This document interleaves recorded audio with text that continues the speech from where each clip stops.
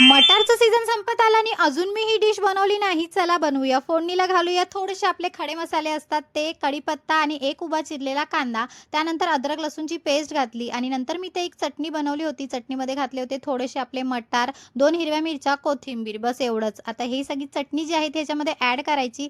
झाकण मारून एक 2 मिनिटं शिजवून घ्यायची आणि नंतर ह्याच्यामध्ये एक उभा चिरलेला टोमॅटो घालायचा आहे. 1 चमचा हळद घातली, 1 चमचा लाल मसाला, 1 चमचा धने पावडर आणि 1 चमचा गरम मसाला घातला. मग आपले जे मटार असतात ते ह्याच्यामध्ये घातले आणि मी इथे घातले आहेत आपले जे कोलम राईस असतात ते मी ह्याच्यामध्ये घातलं. तुम्हाला हवं तर बासमती घालू शकता.